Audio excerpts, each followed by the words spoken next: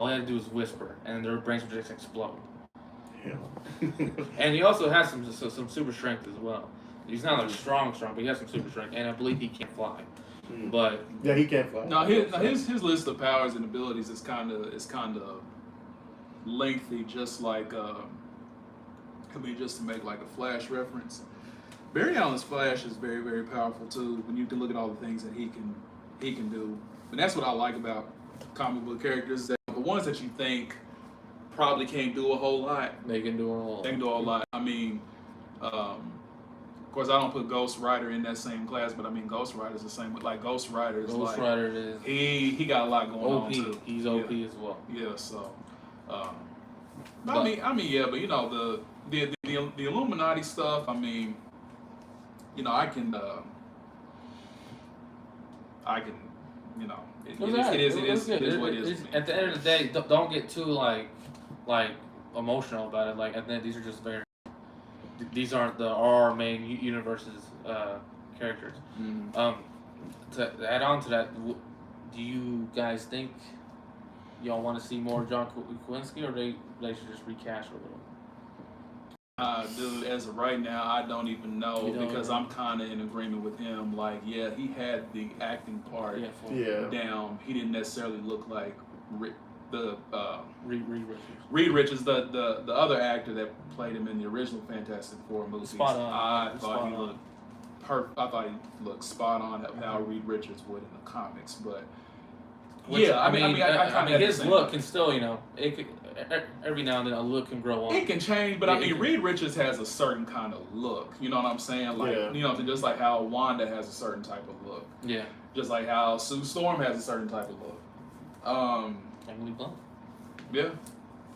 I mean, if they could work that out to where it could be John Krasinski and Emily Blunt, but like sort of give their characters like we'll give Mr. Fantastic a bit of a makeover or whatever, then fine.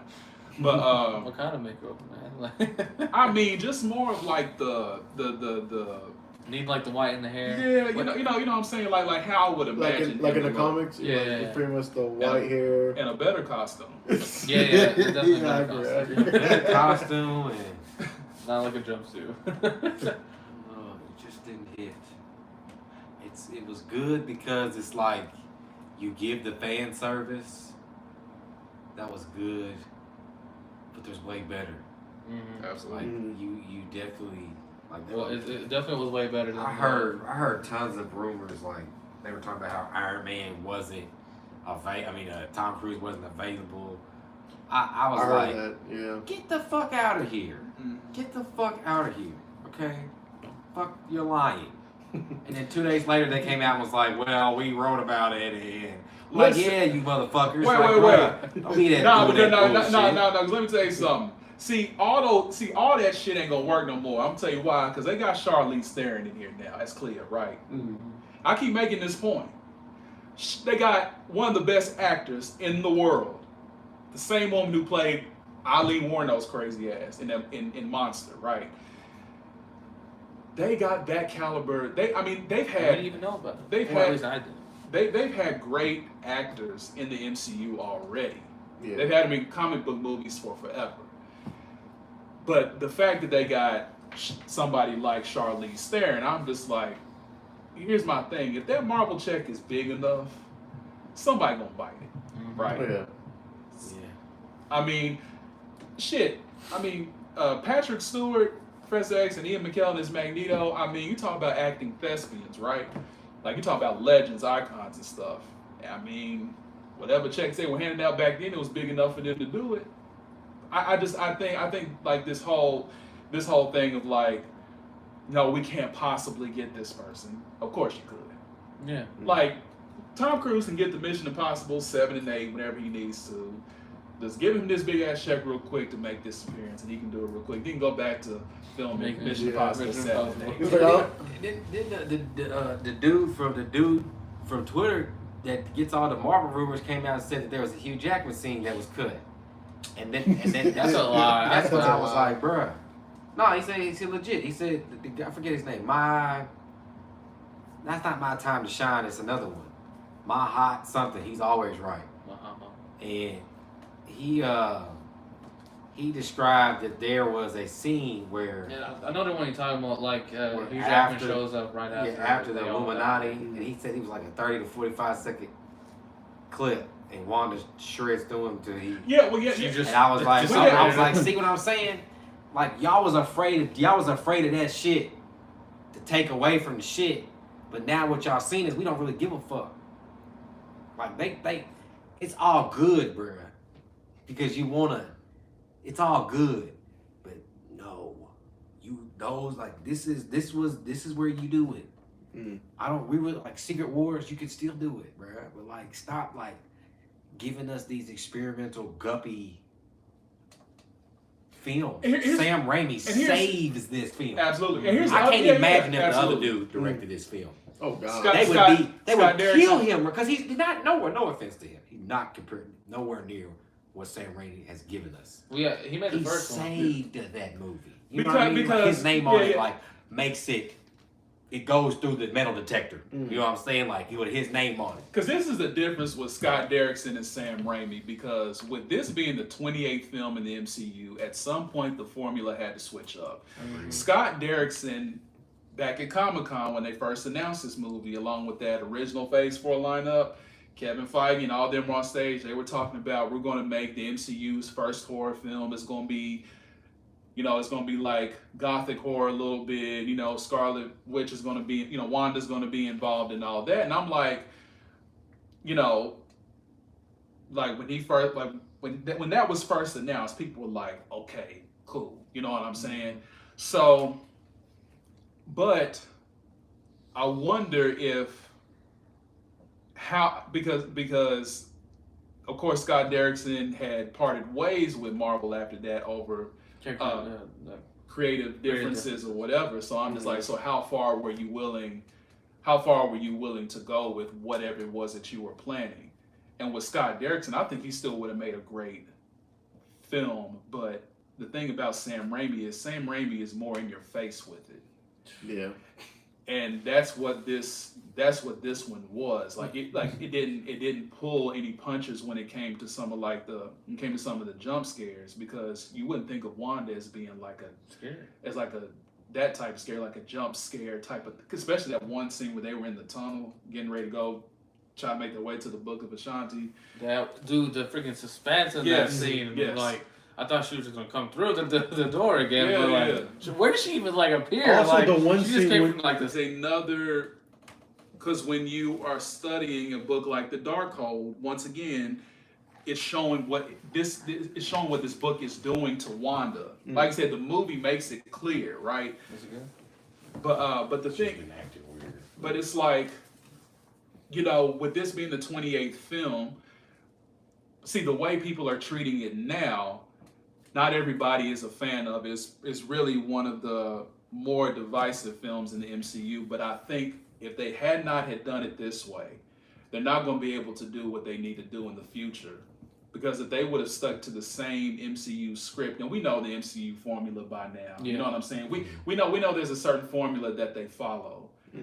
This was the one where it's kind of like, as of right now, it's probably not going to be appreciated off the jump because it's such a turn from where we've been, but it was something that needed to happen because, like I said in the other review, when we see 200 or 300 Kangs on screen at one time, that's what this movie was getting us ready for. It's getting us ready for that.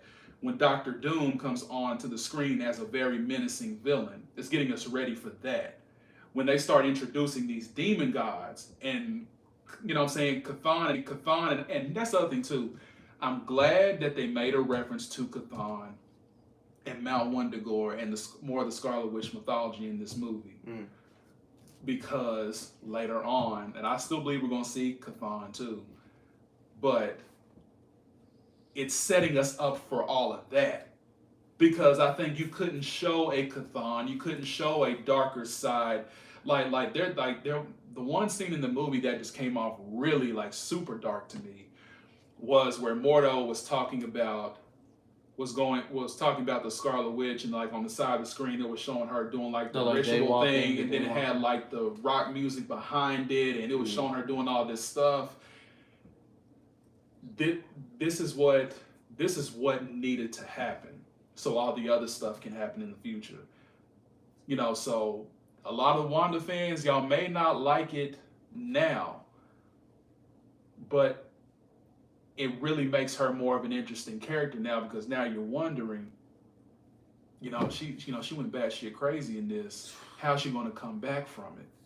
You know what I'm saying? And what are the She's going to need an exorcist. you know what I'm saying? Literally, you know what I'm saying? What are the repercussions going to be? So, what I'm looking forward to is her meeting up with Agatha again and seeing how they're going to possibly rectify all of this. Or is Wanda just going to accept her fate as being, a witch? Because Agatha said in WandaVision, she said, there's always going to be pitchforks and torches for girls like us because they're witches.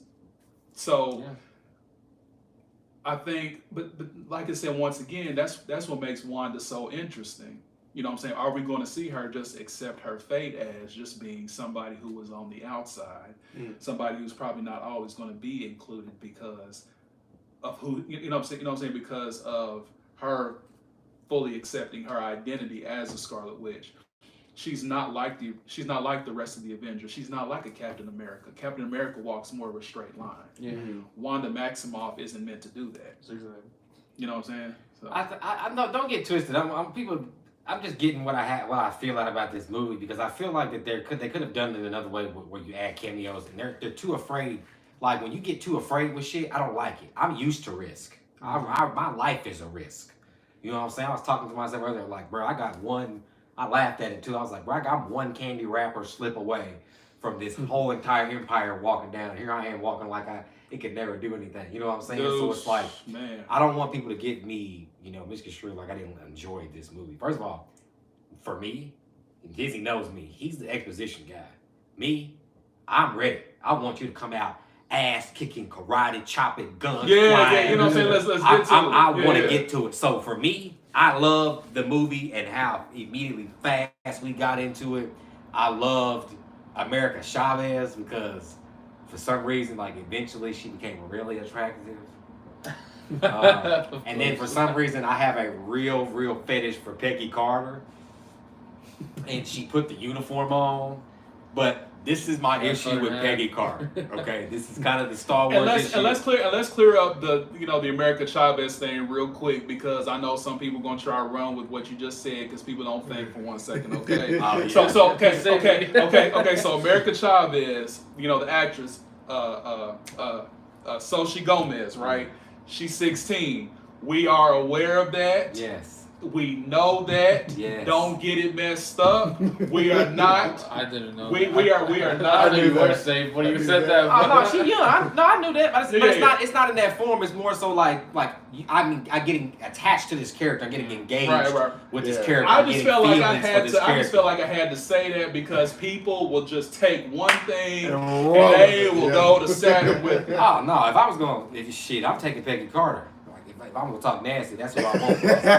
She was badass. Now we'll say now Xochitl Gomez was older or whatever than, you know what I'm saying, but she's done a good I didn't. The thing that's crazy is, bro, I didn't put 2 and 2 together until maybe like 3 weeks before Multiverse of Madness, because I was on Disney Plus about to react, and I saw that Peggy Carter Disney thing, and I was like, hold on, wait, what?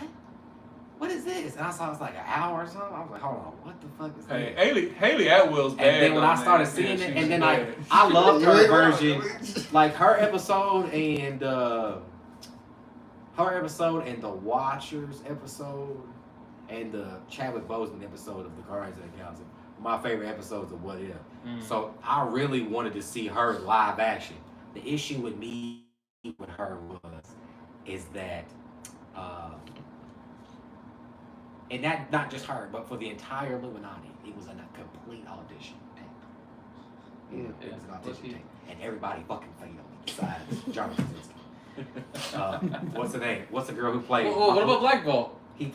Are you kidding me? Bro, he did it perfectly. The writers did him more justice because they actually gave him a more. Because, bro, if you've seen the ABC show, and don't make fun of me, because I went on that trip, because have you seen it? That was bad. Yes, that was bad. Iron Fist is right there next to it. I'll even take Agents of S.H.I.E.L.D. because it's wild. What I mean by it gets wild, bro, you're like, hold on, like, wait, what? You know what I'm saying? Like, it's not necessarily, you can just tell it's like the CW of these Marvel shows, which is nothing against it, because CW got some good DC joints that I have never seen, but I've seen clips and I'm like, oh shit, I should have paid attention, especially Flash. I should have watched Flash when it first started. Yeah, don't because, watch it now. Yes, I was going to say, people say don't even worry about it, but I should have watched Flash. But to me, it was like an audition tape for the Illuminati. But besides Professor X and Black Bolt, but that has to do more to the writing. Captain Carter, her shield was too heavy. Really? It's almost like it reminded me of how they did the new Star Wars trilogy, where it's like when you catch a lightsaber, it's like, nah, like if you watch like OG Star Wars, bro, it's like literally flat, like we pick up two sticks outside and it's that light. It's that light. The Star Wars, the lightsabers in the new trilogy seem heavy. They don't seem organic. When Peggy slid, it wasn't. That was not fucking Captain America. That was not Captain Carter, man. But you can't take me down that road. Have her get up and go, I could do this all day. You can't have it go down that road. Yeah. And then when she throws the shield, she just stands there. It doesn't look like it just looked too heavy. They maybe should have shrunk the shield down a little bit in perspective to kind of give that effect off. But I noticed that girl who played Captain Marvel, maybe I don't blame her. I blame the outfit. I think the outfit was horrendous. I don't like the black and silver. I agree. I don't like the black wig thing that they gave her. I don't like that. But that's more of Monica Rambeau's look. Right. But because like Monica Rambeau has the black and white. Yeah, she's like. But hers was like black and silver. Yeah, I feel like, yeah. and then I wish that maybe instead of her coming in with the mask coming off, maybe she should have already had the mask off, and then we see it come on. I don't like it. I didn't like the mask. It looked really CW-y to me, like how the CGI was. Professor X was the best one, but they fucking leaked it. No, I didn't care about the chair. You know what I cared about? No one has still caught it. Is that I guess it's because I'm a huge cartoon fan. That's literally what I watch on my fucking off day. When he went to show Strange, and then what happened today, Doctor Strange, he did this, which is the cartoon version, and the effect went off like he does in the cartoon. And I was hyped that they like fuck the suit in the chair, yeah, cool, but like he gave off the personality of the cartoon version. His power was like the cartoon version. We just watched all the X-Men movies. All he literally does is close his eyes, he puts his head back and closes his eyes, or he looks at you and he can freeze the room. This Professor X literally put his head and it did doo, and I was like, that's the fucking cartoon. Did you notice though? Getting back to what I said about my other episode about that being the Professor X from that cartoon, when his entrance when he came out, it wasn't the Fox X-Men theme. Oh, it was the theme from the cartoon. The theme from the cartoon, which I thought that was dope. The only issue that I don't like about this one is because they made Professor X look like a bitch. and the only reason I can say that is because, and I'm biased, because we literally just went through the entire X-Men timeline. Like, Savannah's in love with James McAvoy and Patrick Stewart now. You know what I'm saying? Like, she loves how both of them portrayed the same character and was able to do the same thing that each other did and get it off the exact same way. She loves that. So when you watch this Professor X, right after watching that, he's a bitch compared. But if you want to be all actuality, the cartoon version of Professor X is better than the one that we have in live action. He's more serious. He's more almost powerful in a sense, intelligent. That they do it in live action in the X-Men series. It's more dramatized. That's the like they make Charles to be like the super duper, like out of all the X-Men timelines, they made him be the one that is the strongest Charles. You know what I mean? And I got a question. How come Mordo never got out of that pit? It was high. Because Mordo knew what was going to happen. It was deep. Because Mordo knew what was going to happen. That's right. I remember the Doctor Strange was only able to get out by using Mordo. He hopped on him. But Stranger's leg was still hanging on, like, because he was raising himself up, getting out of it. I'm like, bro, you could pull his leg and then pull out your sword. You know what I'm saying? Like, I'm just like, bro, why you just froze right there against the wall? I guarantee they're gonna use that. I guarantee they're gonna use that. And if they don't, I think Marvel's silly. I don't know what the fuck going on there. But okay, because I think they should have, when they killed off Reed, I think you got to add that into Kane's story. And if you don't, you're fucking smoking dick.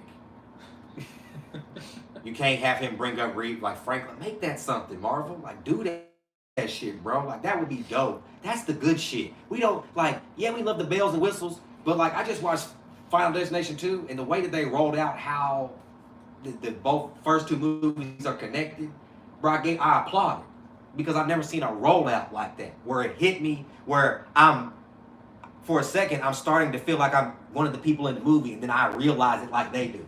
But you know what I'm saying? They should have rolled that out better for me. But it's like I said earlier, we're getting to that point in the MCU where they can no longer, where to me, the fuck ups are going to have to be minimal now, because see, now you're getting to the classic iconic stuff. Maybe they think, like I said, if they they literally are gonna save it for I don't know what Secret Wars they're gonna do. I don't know if they're gonna do the '80s version with Beyonder, or if they're gonna do this 2015 version. 2015 version. I would like to see the Beyonder version because it seems more simpler to live action. The 2015 version is almost like House of M. People were expecting this movie to be House of M, and I was like, bro, there's characters that not introduced before you can't do that. So like, House of M is not ready. You can't do that. Like, this movie has to be something different. And I was so glad they stayed away with it. I'm glad they took what he said maybe 5 months ago. He was like, I hope that they talk about Chthon and Wundagore Mountain in that context. Because that makes sense. There has to be a natural build-up. You know what I mean? It has to be a natural build-up to things. And this is what I say about expectations. Yes, like trailers and marketing and all that stuff, I don't think people are wrong for having expectations because we all have them, right? But I think sometimes if we are not at the Infinity War and Endgame level, then we probably shouldn't expect that. Not saying that we shouldn't expect craziness, because Multiverse of Madness, like I said, I give it an 8 out of 10 because, like I said, there were a couple things in there that I thought that they could have done better. I think that I would have liked to have seen a couple more other universes they could have traveled to. Yes. There's too much cool shit in this movie for me. No, to be honest, there's a lot of things I don't like about it, but there's too much cool shit in this movie for me to be like, it's not a good movie. Because every 5 minutes that I watch it, I'm like, oh, that's some cool shit. Yeah. Oh, that's some, like, people are talking about Black Bolt. I think, like, I don't know about people, like, if you watch the ABC show, they barely show his power, bro. Yeah. They barely do. Really. So when you see him on Titan use it in full effect, that's the first time that we've actually seen it. Like, they did like a little clip where he does it, but the effect is so cheap, and he breaks a mountain just to kind of represent how strong his voice is, but to like show it at a human or at a human being and how it affects a person. I was like, that's fucking dope. I was like, that's cool to close that book on the Inhumans and not open it back up and do that crazy. Just something simple like that. Open it back up, please. Oh, no. Bro, I'm telling you, you don't want to go back and watch an ABC show. I don't know. It's terrible. Listen, they can just retcon the show. It never existed. It's and terrible. then they can do it justice. An actual movie like they originally planned. Yes, no, go ahead. What you were about to say, like, you know, we wish you could see more. To be honest, I feel like the title of the movie is a little misleading. Like, I don't really think it's the Multiverse of Madness. I think it is the Multiverse of Madness, though. Wait. So let me put it to you like this, because I was thinking a lot about this. Because yeah, you're right if you're looking at it from the angle that you're looking at it. Well, I'm gonna explain my angle more. But let me explain this real quick. So, let me just get this other thing out the way. So I would have liked to see them travel to a couple other places, and then I could have used 20 more minutes to the movie. Definitely. Yeah. Which is why they're alluding to this. Everybody's talking about a director's cut. I will gladly take a director's cut. Man, Marvel ain't gonna give us that shit. I know they're not, but I want They so bogus. That's why I fuck with DC. DC gives me I got props, bro, because we heard rumors. Mm-hmm. We heard rumors. Then they came out and said, you know what, we got it. Here you go. Thank you. See how simple that transaction is to your fans? It doesn't mean anything. Like, they're talking about, doing other characters and shit, but it didn't mean anything. They just gave it to us. Like, we wanted we wanted that for No Way Home. But Sony lied. They said they were supposed to give us a bunch of those deleted scenes and footage that was on that shit, and they didn't. They just used it for marketing. And it really sucks that, like, I wanted to see maybe how Venom would have looked, fighting in that last scene, or how. And there was rumors he was gonna be in. No, it was the Mysterio was supposed to, a version of Mysterio was supposed to be in there, and Venom was supposed to be in that last scene. Which Venom? Tom Hardy's Venom. And they scrapped it and kept it, which I think goes to his point. Why it's so good is that everything rides to the story. Nothing is far. It's not out. Nothing is out of bounds. They kept everything like. And people may didn't even notice this, which I noticed, that everybody fought a villain that they never fought before. So this Spider-Man had never fought Sandman, so he took care of Sandman. That Spider-Man never fought Lizard, so Tobey Maguire was fighting this guy, and then and I was like, that's genius. That's small shit, the little bitty shit, just little bitty shit like that. I love, because that means that you got somebody in the room who feels like we do, and that's important in these franchises. DC has nobody in the room like that in a 5,000-mile radius of who they need. Marvel might have 10 of those people. Kevin Feige and his other guy. Victoria Alonso. Yeah, they all, even though they are about business, and you can tell by how they went back and forth with Disney on a bunch of lawsuits and shit, but they all know that their heads have to be into the comic, and this shit has to make sense. Yes. They will not roll. That's why I love them. And that's I feel why DC sucks, bro. They're just all about the damn money. Yeah, like they really be trying to catch the people in suits. Now, hopefully, all the calls. Hopefully, Dave Zaslav, the new Warner Brothers exec, hopefully he does fix this. He's supposed to fix it, but only time will tell. So, explain your Multiverse of Madness. Listen, the title is a little misleading to me personally. It doesn't feel like a Multiverse of Madness. Like, it's really just it's just standalone in a way. Like, you don't get to see all the multiverses. You don't really get to see the magnitude of like messing with the multiverse. Really, they hint at it, but that's something for later down I'm gonna get into as well. It just seems like it's just Wanda. The whole story is just Wanda going after this one character who can travel through the multiverse, and you're in the 616 universe, and then you're in the 838 universe, and that's it. You're just in those two universes. Yes, you get that scene when they're going through each universe. You see a Star Wars. You see Mustafar from Star Wars. Yeah. They maybe I have to Star agree. Wars. I kind of wanted in the movie for them to explore some of the other, even if it was like which I guess you can say, well, they did that in What If, but exploring a universe and then going to another multiverse. You know what I'm saying? Yeah. Like I was kind of expecting that when I was watching the movie, so I was. But let me. I feel like they should have Warner Brothers. That's where I feel like they should have Warner Brothers themselves. Like that's where you can slide your cameos in when they were talking about, I'm afraid that these cameos are going to take away from the studio. I hate that line. I feel like that's the most full of shit excuse, because you could have been fighting through the multiverse, and through that, these 3-second clips of you could have went through the Edward. You just got so much. You could have went through any of these movies. Bro, they had LeBron James in the Matrix, and you telling me that they had LeBron James in the Matrix, bro, dressed as Neo and shit, and you telling me that you can't break through the multiverse with the movies that you have on your contract, like a Ghost Rider, Nicolas Cage joint, I think it's Eric Banner, Hulk 2003. Yeah, that was one of them too. That you can do that universe. They talk about you Tobey could have done the Tobey Maguire universe. But I don't want them to kill him. And then just leave it alone. I would but yeah. It wasn't madness. They could have traveled to a couple other ones, but this is my explanation of Multiverse of Madness. And this started out as a joke at first, but where you said it was all about Wanda. Which I'm not saying that's a bad thing. Like, I'm just saying the title is misleading. I still think the movie delivered, in my opinion. And the trailers didn't help either.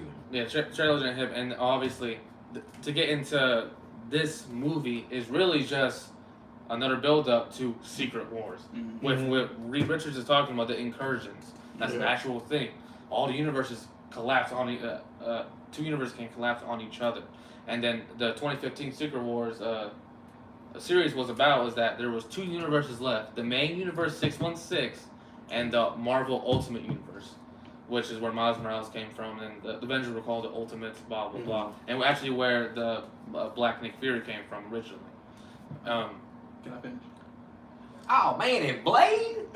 Oh my God, bro! You know what? You know what would have happened if they had fucking Wesley Snipes Blade in that motherfucker, bro?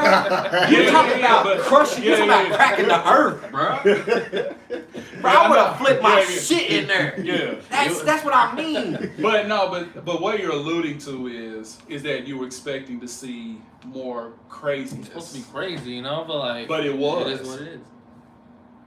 Because when you think of Multiverse of Madness, it may not be what you thought it was going to be, but if you were to look at it from this angle, because you're looking at 2 different sets of expectations here, right?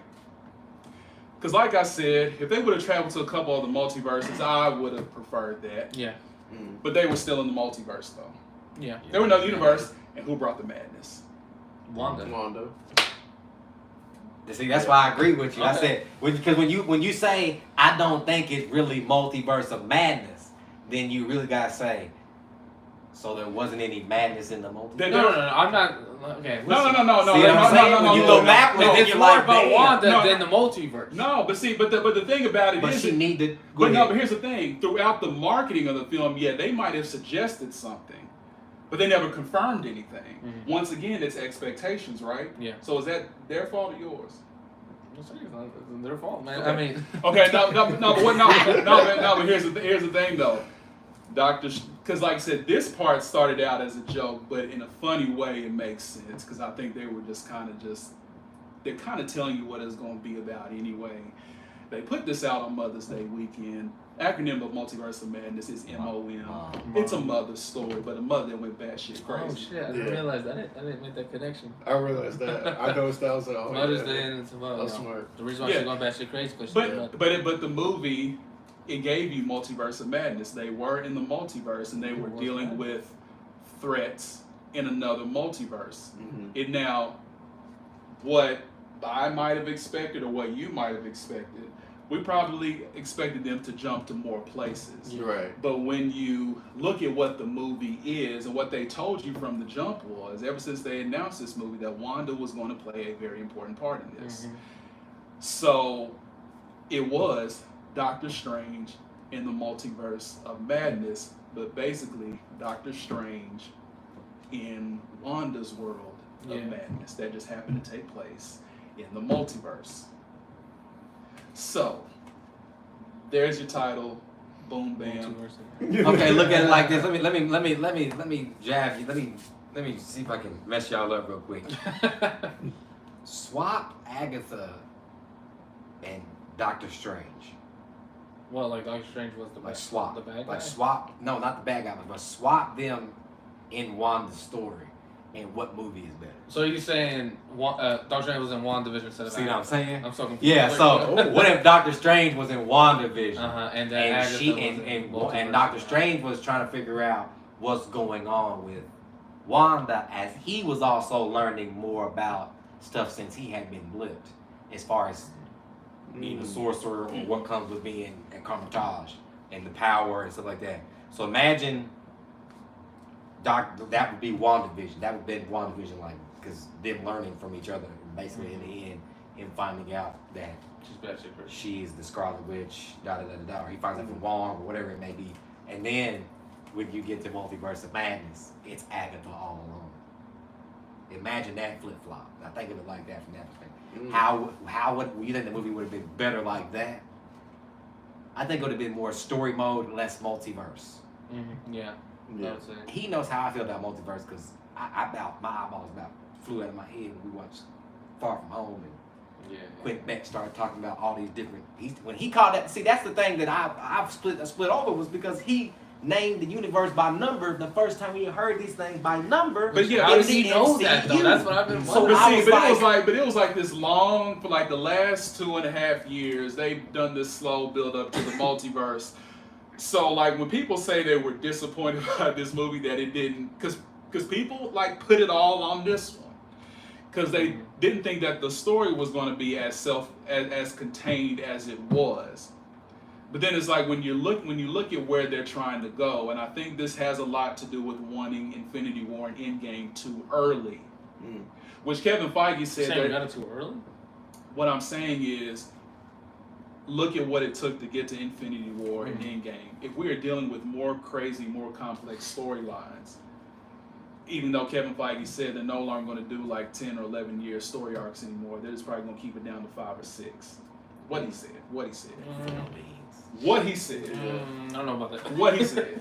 That's what Kevin Feige said. He said he drops a fucking X-Men trailer and it blows every trailer he's ever done out in his life. But see, after Endgame, the follow-up game has to be that much more extreme, because it's like, what else are we going to do now to keep people interested? Because I think a lot of us expected that Phase 4 was going to be kind of that phase where it was going to be like mild compared to what Phase 3 was, because Phase 3 was all about build-up.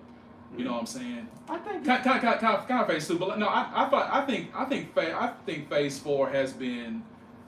I think Phase 4 has been pretty good so far. I think we've been okay so far. But the stuff that we're about to get into, it's like you really don't.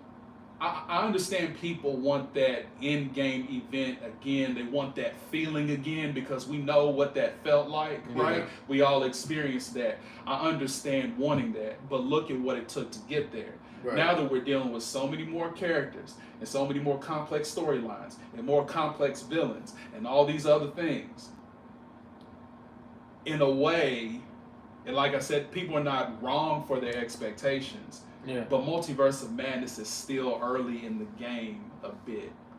Could it have thrown people off? Yes, it could have. But it's like, you also have to understand that as a viewer and as a watcher, we're not at the end game event just yet.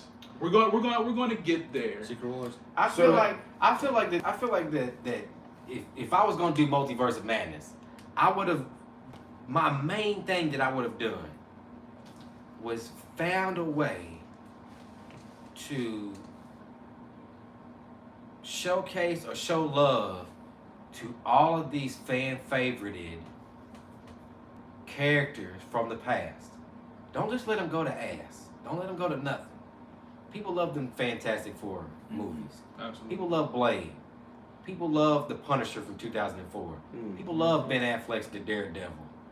People loved Nicolas Cage.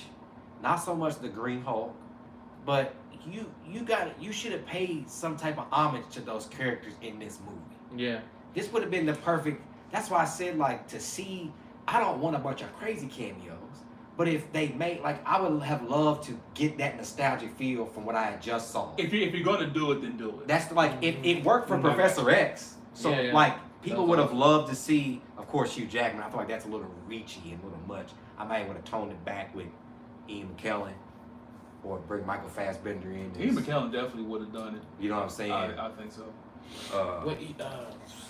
I felt like I saw this on Instagram. If you look at one of the pictures in the Wanda's house of 838, there's a picture that looks like it's taken straight from I believe Days of Future Past, when it's Magneto when he picks up like the stadium and like drops it into that press conference. That's crazy. See, that would be there's just one little picture on a counter table, and you can't see it clearly, but it looks like you see a guy doing this, and then you just compare it to. But here's the thing, though. I like stuff like that. I like when they give homage, like you were saying, with other movies from the past. Even if it's little, just like that. I like that they're like at least showing that, hey, how this works. How it works, exactly. We got all these universes now. We got all our names. We have everything. You almost own everything. Right. So like, you got all your stuff. So since you do, bro, just show off a little bit. Have fun. Like, this is Multiverse of Madness. This is where you can have fun a little bit. But we don't want you to go. Don't reach. Yes, like, you know what I'm saying. Don't let the cameos. Because I will say, if I could destroy the storyline. Right. Yeah. Because I would switch out 3 of those Illuminati members for like a Tom Cruise Iron Man or a cameo that was more a cameo that was more substantial, right? A cameo that actually means something. No hate to Lashana Lynch as Maria Rambeau. I think Lashana Lynch is great, but it's just like I would have rather seen Tom Cruise's Iron Man. I would, like I said, I would have rather seen a version of who made the Ultron bots. That's all I gotta say. You know, I would have rather seen a version of Black Panther. Man, what's the name? There said the Real Rejects had me weak because they said in the comic book originally it was Hank Pym that created the Ultron bots. Yeah. So then right when he said that, I got weak because I was like, hold on. And then he said it. He was like, bro, what if Hank Pym was there the whole time in the empty seat? And I was like, bro, shut the fuck up. I was like, we were bitching about the 7th seat, and that motherfucker was in the seat the whole time. It was Hank Pym. I was like, bro, that's the funniest shit that I've ever heard. Like, and that would be funny as shit. Too, but he just died. Yeah, you know what I'm saying? I was like, that would have been so funny to like if they flash back and zoom in and it's Hank Pym. No, he was there the whole time. Him and Mordo made it out at the end. You know what I'm saying? That's crazy. But what did y'all think about? I mean, because we talked about Wanda and everybody else. Doctor Strange himself. Some people are saying like, oh, he's a hypocrite, and also his character arc didn't feel like he felt like he didn't have a character arc and it didn't work out in this movie. Hell no. I think it's the same thing. I think from the MCU standpoint, he didn't have much of a story arc. Mm-hmm. Like his story arc is that his heart is broken from wanting to be with Christine. That's then you also realize with What If. Right, you know what I'm saying? Yeah. So it's like, and even in What If, that's where him and Wanda share a, whatever you want to call it. Like she want her kids in the universe, and she want to be with them, and he wants to be with Christine. So I think that's. Plus, see, Doctor Strange and Wanda, they always look at. I've always looked at Doctor Strange as being the one that kind of balances out Wanda as sort of like a.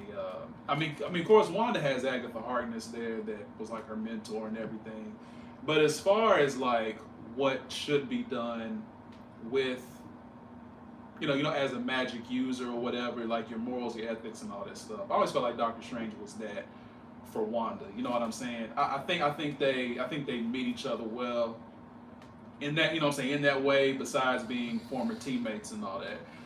But I mean with Doctor Strange's arc, I thought he had one. I'm glad. Was good, yeah. I like the fact that they gave Christine Palmer more to do. You know what I'm saying, in the film. I mean, his arc was really just him moving on. Yeah. Because I want to get to the Sinister Strange part, and I. Yes, we need to get into that one. And that is not the one from What If. Yeah. Neither is the Captain Carter from the What If as well. But I do like that little bit in there where Sinister Strange asks our Doctor Strange, basically identify yourself or say who you are by telling me. Yeah, we didn't talk about the sister, bro. That was like Donna, which is an actual pull from a comic book storyline, because this all relates back to this. Because I believe it was New Rockstars or somebody said this in the video. I said that makes a whole lot of sense. Because Donna was the person early on in Stephen Strange's life that he could not save. So for the rest of his life after that, he, when Christine Palmer was like, you always have to be the one holding the knife. Mm-hmm. That's why.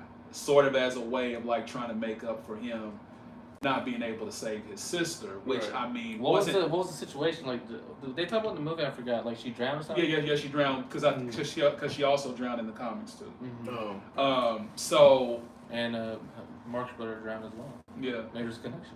Yeah, so it's like so when they made that connection clear, I was like, okay, so that explains this need. Because I still believe that Doctor Strange is an asshole. You know what I'm saying? Just whatever. Of course, Reed Richards. But it's like, underneath the assholeness of it all, there's something deeper there, where he feels like he always has to be the one that has to be in control, or just like he puts himself in these situations where he has to make these decisions for the greater good or whatever. Basically just to kind of make up for what, you know what I'm saying, for him thinking that he failed when it came to his sister. So that was like his motivation for wanting to always be the person there to like save the day, because he didn't back then. So what do y'all think about the fight scene between him and the evil stranger? I thought it was dope. It was so freaking great. brilliant. That's the best. That's why I said the third act to me is the best act of the whole film, and it might be some of the best stuff. I might put it over the third act of Shang-Chi. Shang-Chi was The third act of Shang-Chi just blew me away because I really didn't expect the dragon. The fight scenes wasn't so much because I'm more biased to that type of stuff. But like when I saw the dragon, and well, you think the fight scenes were good? no, I did. But what I mean by that is every time I see something like a fight scene that looks like that or close to that, I'm like, that tells me that Dragon Ball can be done. And so I always say that. It just makes me, it kind of discourages me because I'm like, that fight was like very like anime-esque as well. You know what I'm saying? It just shows you that Dragon Ball can be done right if you find the right people to do it. That Shang-Chi fight between him and his dad was fucking insane. Still one of my favorites. Like when we were watching Comic-Con 4 years ago, he said Multiverse of Madness, I said Shang-Chi. Like I was immediately like, I want to see them bring karate back because karate was huge in the 90s. Every bit of what I watched in the 90s had some type of martial arts in it, whether it was Tommy Boy, or Beverly Hills Ninja, Mortal Kombat movies, even the House of Dagger movies. Well, the Jackie Chan, the Jet Li movies, Rush Hour, Ninja Turtles, the Jet Li movie, what was it called? The One. You know what I'm saying? And then, like I said, going back further than that, I mean, hell, you know, growing up, I always liked the old kung fu flicks. Bruce Lee and Sonny Chiba, Jackie Chan was in some of those, but like more so in the 80s. And what's the one with him and Chuck Norris?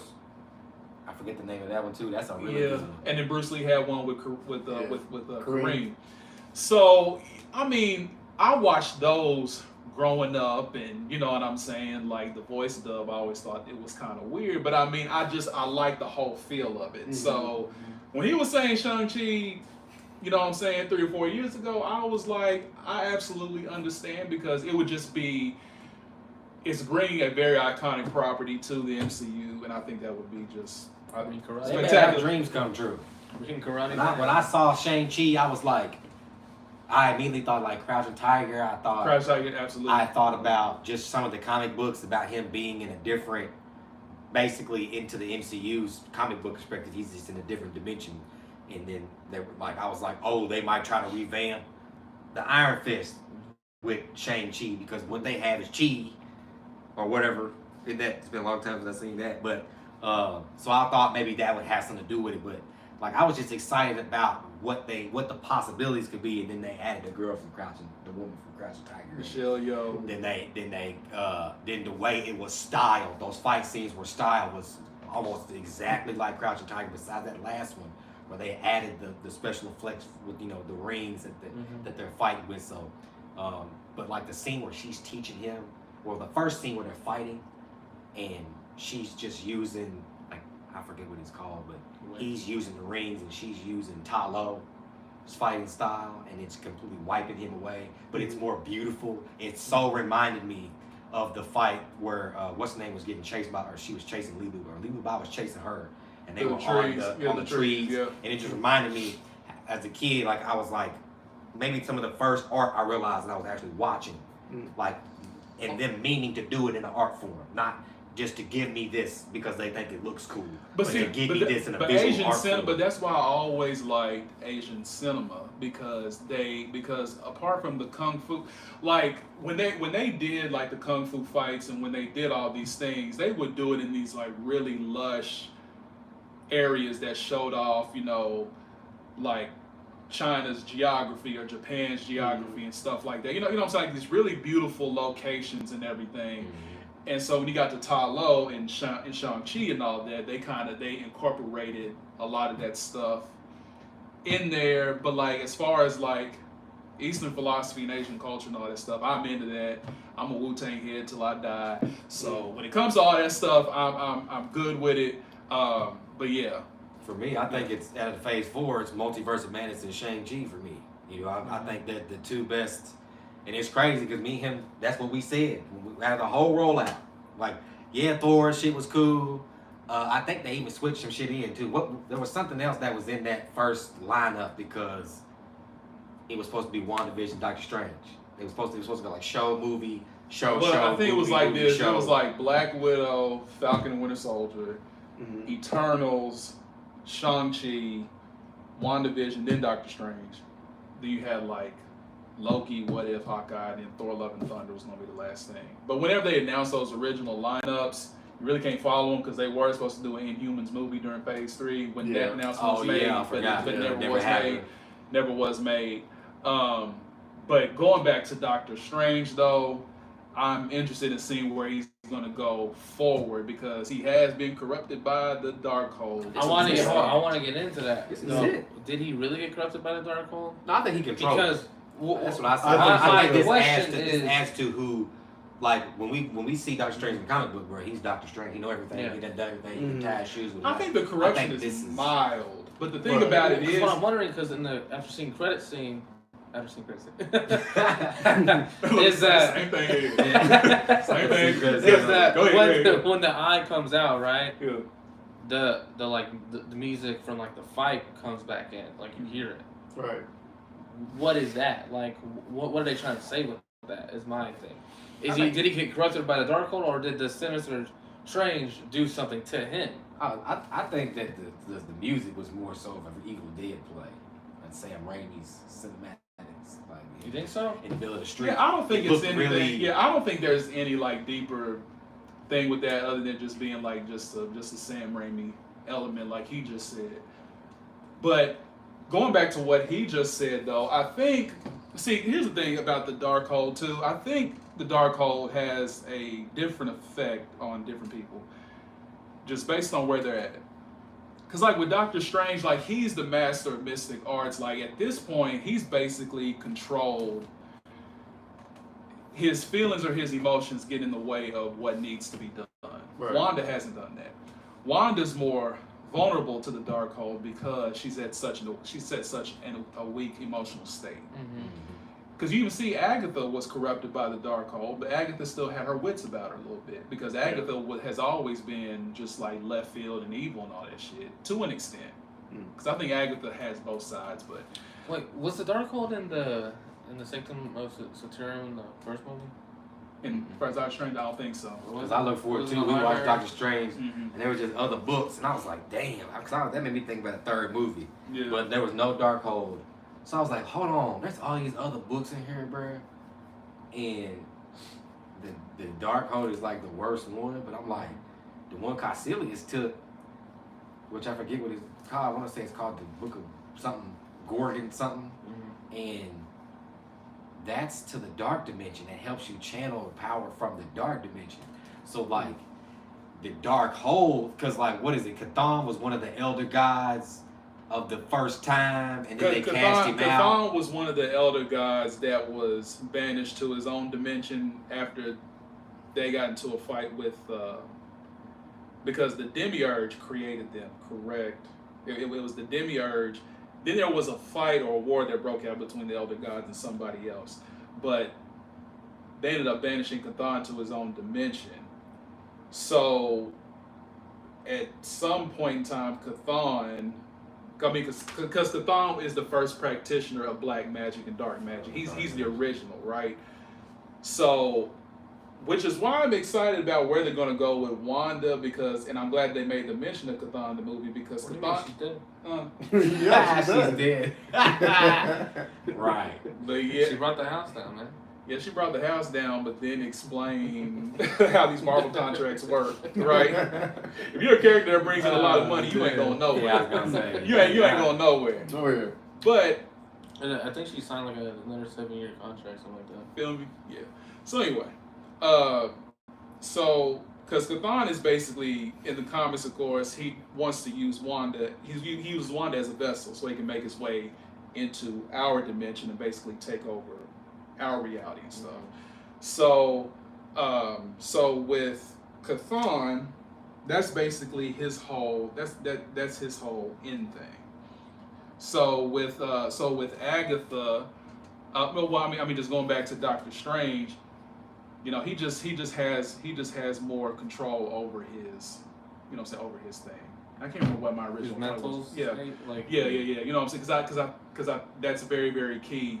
Wanda's more vulnerable. She's running off of emotion more than logic, and you can mirror that to our experience as humans. Yeah, that mirrors our experience as humans, because when we run off of emotion more so than logic, look at what happens most of the time. She's just in a very weak, fragile emotional state, so the Darkhold can move in and just manipulate the fuck out of her in a way that. So it can't. Is the Darkhold sentient? Like, is it like a living thing? Mm-hmm. It literally is the spells from Chthon that he took. Like when he got banished, every bit of what he did, where he was at, went with it. But he left that behind, hoping that he could use someone for it to get through. Then you got Wonder Mountain, where you had in the comics, it was Morgan Le Fay who basically wrote all the contents of the Darkhold in the pages for Chthon. Whatever Chthon wanted to put in the Darkhold, Morgan Le Fay put it there. And then so like then there's a part of Wanda's origin story where the High Evolutionary is involved, and it's suggesting that her and Pietro are like genetically engineered by the High Evolutionary, like when it comes to their powers and stuff like that. Yeah. Like Wanda's story has been changed a few times, like origin story, but I think Chthon has been like the common thread through all of that. So it's leading up to him, and it's leading up to that when it comes to Scarlet Witch's story, or whichever one they can do. I feel like the reason they've skewed away from that is because of their issues with overseas shit. You can't do a lot of devil shit overseas, so the three characters that they want to do, Mephisto, Nightmare, and Chthon. Because bro, a couple of them symbols in that thing. Because there were some parts of this movie that felt demonic. Yeah, that's what I was gonna say. They won't put the demonic stuff. Marvel can't do the demonic stuff because they can't get it overseas. They ban some of that demonic stuff or devil. Anything. And in the comics they go there, especially when you start getting more. For real. Especially when you start getting into more of like Morgan Le Fay's history and all that. But a few of them symbols in that tomb in the movie kind of look like pentagrams to me.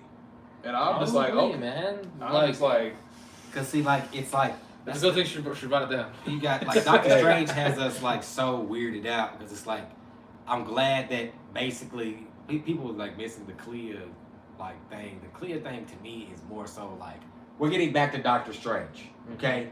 Dark magic, dark dimension, which is his realm. We're no more chaos magic, no more dark magic for Agatha. She gonna have her own shit. We're getting back to Doctor Strange and what he deals with. And normally he deals with, like his first movie was dark magic. So he's going back to the dark dimension. What's the name being? What is it? The daughter of? No, he's the niece. Like you said. What's niece? Yeah, the niece of Dormammu's niece. Yeah, Clea is Dormammu's niece. But which he's in the dark dimension. And Umar, and now listen, when they bring Umar in, that's when it's going to get really serious. Because that's Clea's mother. You see how close we getting? And I said, if there was any entity, because I was watching a video one day where it was talking about who could beat Wanda. Who could beat her? Yes, in terms of just magical use and stuff. Well, not anybody. Anybody can just knock her out. Physically, yeah. Just think about it. How did they? Are you just talking about how did they beat her in the movie? Powers, Black Bolt would have fucked her up. How did they beat her in the movie? She got punched in the mouth. That's what happened. If John Krasinski he gives a few better words, like if he's like, "Hey Wanda, come closer." He says, "Hey Wanda." He didn't have to bring. If he didn't bring up the mouth. Yeah, he got Black Bolt killed, dude. He really did. He kills Wanda in an instant, unless she can somehow defect that back at him, which would have blown me away after what I seen it do to Strange. But here's the thing, though. But see, if I'm just going off of who Wanda is with Chthon attached to her, then that takes it to a whole other level because so much of her power derives from him. It just depends on where the MCU is going to go with that. I don't know how far they're going to go with it. Because they could say, well, you know, he he gives her only a fraction of his power, which is still a lot, right? But since her powers are tied to, aside from like the Mind Stone and everything, since more of her powers are tied to Cthulhu, who is a elder god or whatever, then it kind of changes things. But see, like when I was saying who can beat Wanda in terms of like physicality and all that stuff, yeah, a lot of people can beat her. Yeah. In terms of just sheer power, just knock her ass out. Yeah, in terms of sheer power, she's way up there. Mm-hmm. But the name Umar came up, and Umar is more powerful than her brother Dormammu. Basically, she's very, very serious. Clea is also very, very powerful too. Yeah. But I said if there was any match I would like to see, it would be Scarlet Witch versus Umar. That would be really good. Because Umar could probably... Wait, so can Doctor Strange not beat Wanda though? He could, but this is the only way he could. Was he just like... This is the way he could though, because see, Wanda, a lot of the time she runs off of emotion. Mm-hmm. That's Wanda's main downfall. She doesn't have it all the way together. Doctor Strange is more calculated.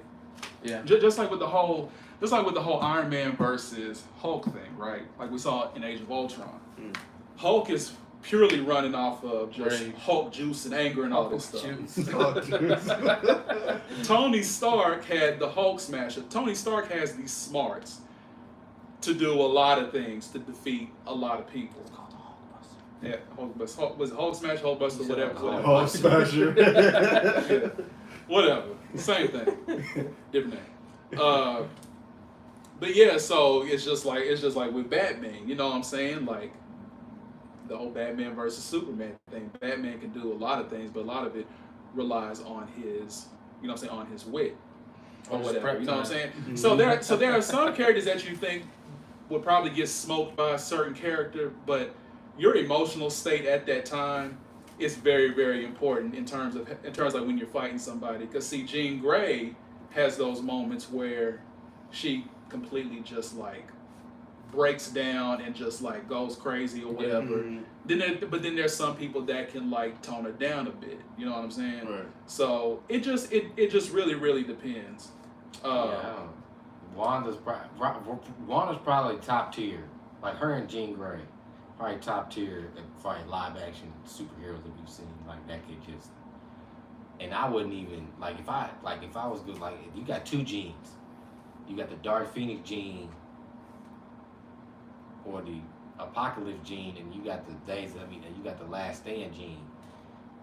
The Dark Phoenix gene is ridiculous. Absolutely. Mm-hmm. But the Last Stand gene was doing it she doing that shit like 20s. Come with the movies? Yeah, the X-Men, the Last Stand gene. And the Dark Phoenix. She the Dark Phoenix, she was doing it one by one.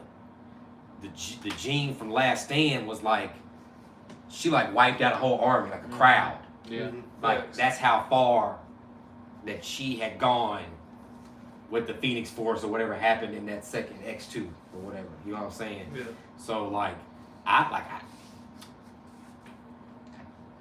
probably take Jean, probably both Jeans, Wanda, then like Silver Surfer, Wolverine, Professor X, Michael Fassbender's Magneto. Michael Fassbender's Magneto was way stronger.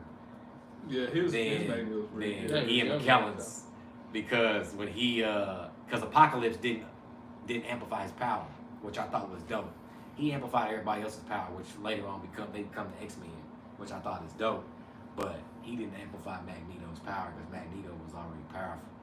And I was like, damn, that's crazy. They did a good job of like portraying Omega level.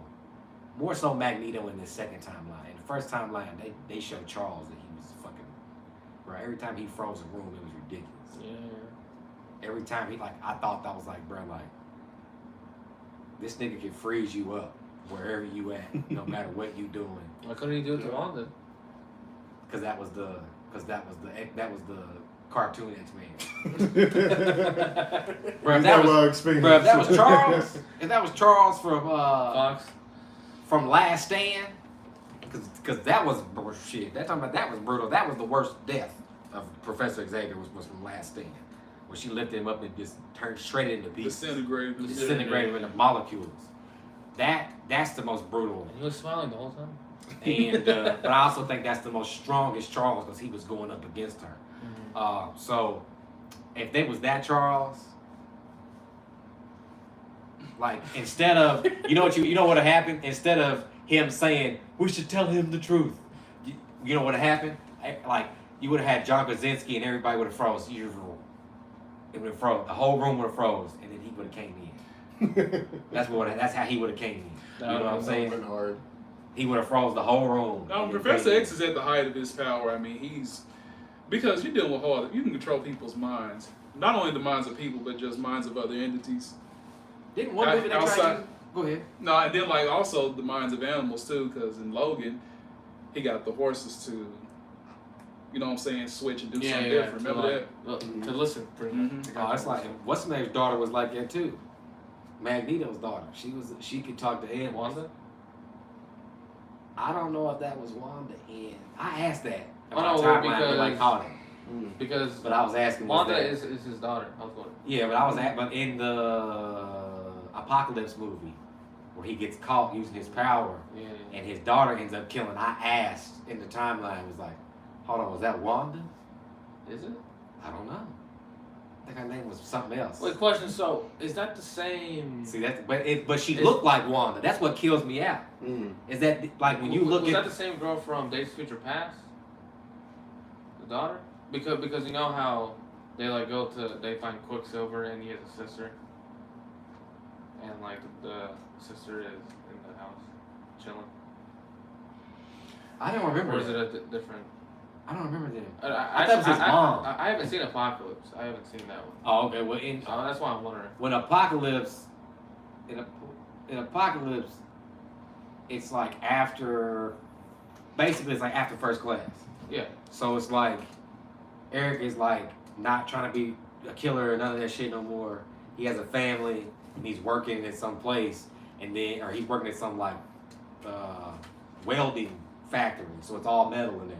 And this big thing that's getting carried across the room like snaps and almost falls and falls on somebody. And Eric, with just instinct, stops it. But then he's like, "Oh shit!" And he starts looking around to make sure. Drops it? No, like he moves it. He moves it out of the way. But like it was about to fall on dude. He stops it, moves it out of the way. But then he's like, "Oh shit!" And he keeps going back to work. Later on down the road, they come to his house or something like that. He can't find his daughter, so they go outside and look in the woods, and they have his daughter, and they start asking, like, he goes by a fake name and all this stuff, but then they pull up the picture from him from First Class, and like, you are Magneto, and then he was like, fuck, he's like, I'll come with you, just give my daughter back, right? So the daughter goes back with his mother. They start putting him in cuffs or whatever, and she can't take it. So in the movies, the pressure starts the X gene. So she basically can like communicate with animals or something, and then she starts having the animals attack the men that had came for her dad. Well, as they're attacking, they had bow and arrows because they didn't have no guns because they knew Magneto. Yeah, because he has. So one of the bow and arrows goes off and it hits her, but it goes through her and kills her and his wife. So he saw that arrow, man. That just goes to show you why he is the way he is. I hate that happens to him. It's sad, but it just, Magneto is portrayed a certain way in the movies, and they're trying to wrap the timeline around. I noticed that now too. That in these X-Men movies, they try to re-wrap the timeline. The first shit that you watch don't happen after Days of Future Past. What happens after Days of Future Past is what happens up to Dark Phoenix. Dark Phoenix stops in 90s. The first X-Men movie started in 2000. It wraps around. So instead of what happened first, what happened second is what happened first. And then what happened last is what happens after that. Logan and Deadpool. So like that's the new shit. That's like the new timeline. Do you think they should have put Deadpool in Multiverse of Madness? I heard the scene. There was two scenes. One of them he was gonna be in the Illuminati. What? You joking? No, not like in the Illuminati. Like you know how Steven and them was in them glass cases. Yeah. He was gonna be in one of them. That would be funny. Then they said that the second one was when him, Domino and Cable when the multiversal door gets open. And I thought for a second that was gonna happen because what door? What door are you talking about? From the Illuminati, and Wanda left it open. So that's how I know they cut it out because it was supposed to happen. When Wanda, because I was like, bro, what the fuck? She gonna stay where the Book of Ashanti is, and she was like, and she just jumps back and she goes back to the kids. But the door was left open. Yeah. They said that before the movie, they said that it was supposed to be Domino, Cable, and Deadpool was supposed to walk through the multiverse door because they left it open. Oh man. And they were gonna cut like a Professor X joke. He was like, he was gonna cut like a Professor X joke, like he had died for the third time or something like that. And that was gonna be a post-credit scene. But they cut it. Let's talk about that freaking the last post-credit scene. Petty as hell. Oh my god, bro! I'm like, bro. It's over. It's such a waste of. But that to me, that was another Sam Raimi Evil Dead play. With the Now I will say the Bruce Campbell cameo. It's not. I've seen better ones. I still liked it, but I've seen better ones though. Somebody in the comments said that Magneto's daughter, it was not Wanda, it was Nina Gertzky. She can control animals. So in that timeline, her name was Nina. Ah, okay. So like I guess Magneto has children, but they just in different timelines. Yeah. But so that the girl I was talking about was probably just Wanda in Days of Future Past. Maybe. It had to be. Because well they grew up together, remember? But Quicksilver was older. Yeah, but than she was in that. There was a huge age gap. Still don't matter. They had to be that grew up to like around like 2 years. She was probably just 7 or 8. He was like 18. Yeah. That's a huge. That is a huge gap. My God, that's a huge gap. But they weren't twins though. Right, but they don't have to. I would expect them to be more it's like a 10-year gap. Don't matter for 3 years. Make them look close to age. Hey, eventually. But I get what you're saying. I asked the same questions when I watched the movies. I was asking like, is this Wanda in the timeline or is this such and such? You know what I'm saying? And then they also did say that a Magneto cameo had been cut from WandaVision and now Doctor Strange. Bro, they cut everything, man. They really do. And so I was like, damn, I think that's crazy. But their excuse was, bro, they just don't want to take away from what the movie was. And I was like, bro, You're not taking away. it depends on how you do it, bro. It's because y'all just throwing the shit in there. Y'all have to do it right. I say smash through some universes and make some universes make sense. Man, show us Luke Skywalker, like, man. You know what? People, since I did the X-Men timeline on my channel. You know talking about putting Luke Skywalker in what is? Oh my god. That would be comedy. Since I watched the X-Men timeline before Doctor Strange, or up to Doctor Strange, it makes you. And if you watch it in the order that I watched it in, it gives you a better appreciation for those films and what they did, because then you realize it really wasn't as bad as the way it looks. Mm-hmm. Because the release date, the way they was released, is in bad shit. If you watch it like that, bro, you got one eye looking here and you got one eye looking over there. You don't know what the fuck is going on. But if you watch it in the timeline that I lined it up, it all makes sense. And then it would have been dope to have Marvel capitalize on that in Multiverse of Madness. Like, make it make sense. You know what I'm saying? Like, I remember reading spoilers early of Doctor Strange where, Storm and, like, the original 3, Storm, Cyclops, and Wolverine was all gonna have a cameo. And I was like, that's cool. No, like, it wasn't even like they died, they just had a cameo. Like, I didn't want them to make sense of the story. I just wanted them to make sense. Like, bro, I be telling people, like, even in the Deadpool movie, they gave us an X-Men cameo. And you see how easy that was? Funny. You know what's funny? Is that they're all probably weren't there, like Deadpool and oh yeah, it was probably just the. It looked like it was green screen though as well. Like it's that easy. Like you know what just I'm get saying? the actors from and put them in another warehouse. All the actors don't have to be together. Just edit it in. It's that easy. I think that's some things that they should do, but not do anymore. I feel like you could have done it with this. You could have. You're not gonna take away by sprinkling in, not necessarily cameos, but things to just add to what you did. You know what I'm saying? You went through a whole fucking spiel with this name thing.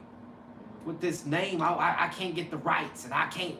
Well, forget Spider-Man, Sony, you can have them, and all this. You went through this whole spiel, and you don't even like you could capitalize on it in small ways like that. Just make it like little things just to make it make sense.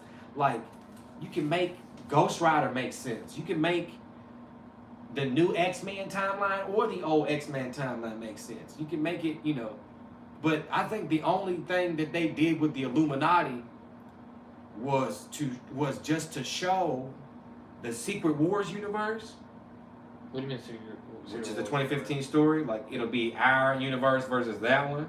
Yeah, because I think because they got Inhumans, they got mutants, they have everything already. Mm-hmm. They had an Iron Man. They can say that they have an Iron Man with 2 Infinity Stones. 3. And what's also crazy is that when I first watched the movie, I didn't see Thanos dead in the corner. You didn't see it? I was like, damn, that nigga was dead in the corner. I was like, bro, how the fuck did I miss that? Yeah, I couldn't even believe it. I was like, bro, when the nigga said that, I was like, hold on, what? How did I miss that? I guess I was too much paying attention, which that scene fucked me up too. Because I was like, Marvel, that's obvious. You ran into a hole there. You didn't know what to do. So but see, that's why bring back Infinity War and Titan. Like what? But see, that's why at a certain point I had to stop. Well, I didn't necessarily begin, but like the spoilers and like the rumor cameos and all that stuff. Because I saw what it was with No Way Home, and then the closer we got to Multiverse of Madness, it started getting more ridiculous and more bonkers. Yeah. And I was just like, this is the reason why I don't put much stock into a lot of this stuff. Yeah. Because see, what it does is it raises levels up to here. Oh yeah. And then when you don't get it, it's the movie's bad. It's overhyped. Once you then when you don't get it, it's just. I mean, also go back to like that's what kind of the Last Jedi suffered from was theories and leaks, and that's why some people say it's a bad movie, but it's still a bad movie anyways. But. Oh, you like The Last Jedi? Bro, look, let me tell y'all something. Because I'm a fanboy of Dragon Ball the same way. I just like I know who Goku's enemies are, just like y'all know that Luke Skywalker is the one. And y'all will know, y'all won't live that down. And I feel it.